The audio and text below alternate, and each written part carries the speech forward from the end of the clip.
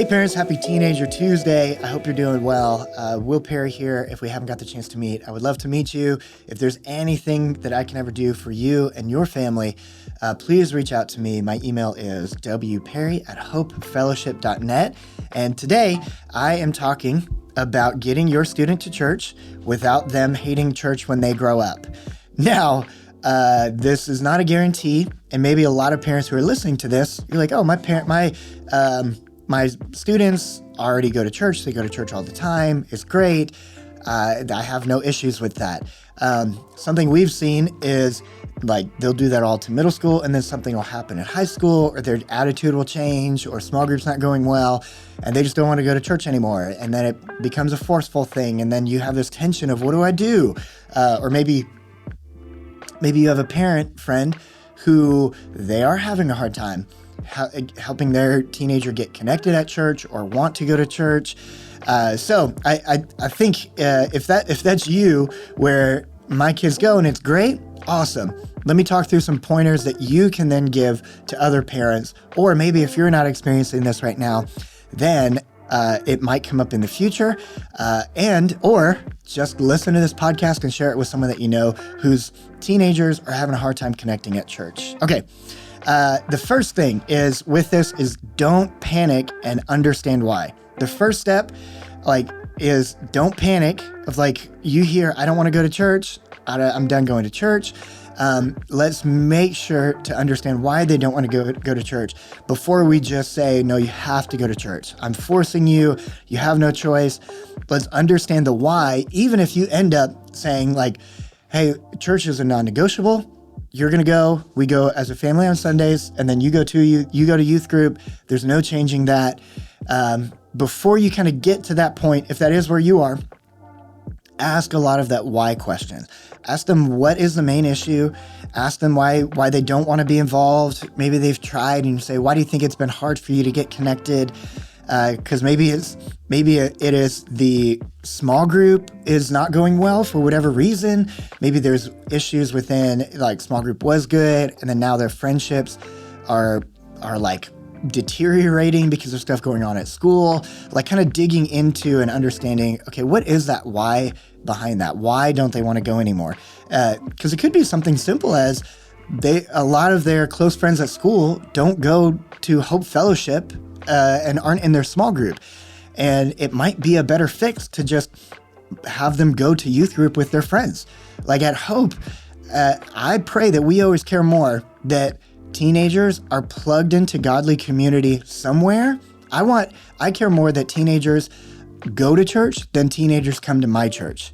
And I've had parents volunteer for me as small group leaders while their kids go to youth group at a different church. And that doesn't mean there's something bad about the parents, bad about our youth group, and maybe there is something to fix. But the point is, get them to a place where they can connect in a godly community. That matters the most long-term for their relationship with God and their relationship with church, loving church. So don't panic. First, understand why. When we talk about church, if you're a non-negotiable person, or even when we think about this kind of conversation, let's change the vocabulary in our minds, and even that we say out loud, from I'm forcing them to church to I'm leading them to church. Something that I talked with a parent about years ago was they were like, my student's far from God. I'm having a hard time plugging them into the church, so I'm just going to let them not. And one thing that I hopefully have said this well, because the intention in the conversation was, it is a whole lot harder to know Jesus when we're not around Jesus people. And a survey we recently did said parents were the number one influence in their life. Teenagers here at Hope, by far, students said their parent was the number one biggest influence in their life. And then the second one of that is their friends. With those being the top two, in knowing parents, you're the number one influence, you are Jesus to them at home, and then the friends that they're with is the number two influence in their life when it comes to spiritual things and everything else. So are they around the right people, and am I leading them to the right friends? end of the day, they get to choose their friendships, but we can have conversations on what a good friendship looks like, what a godly community looks like, where that godly community is. Like, are we investing in our students' lives?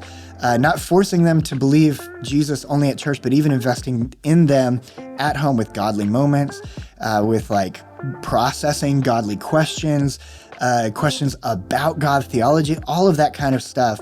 Let's move away from thinking I have to force something and move towards saying I'm leading them to someone. Okay, next thing, don't make a big compromise during a phase. If it's a phase, don't make a lifelong decision if they're just in a phase where things aren't going well now.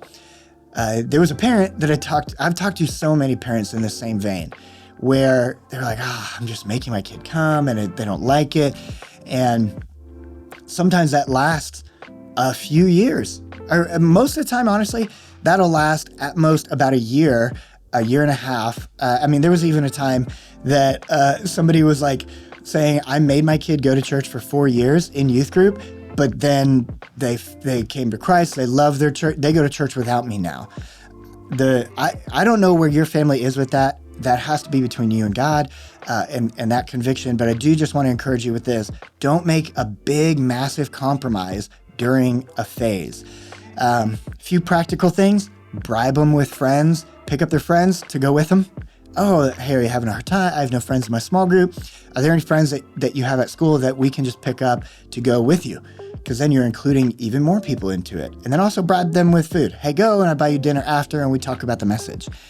Every week on the parent Facebook page, I have this is what the message is about. Sometimes we have standalone messages, so I don't really have, which means every campus does a different message. But most of the time, we have here's the main points of the message, here's the main scripture text, and here's some good questions you can do at home.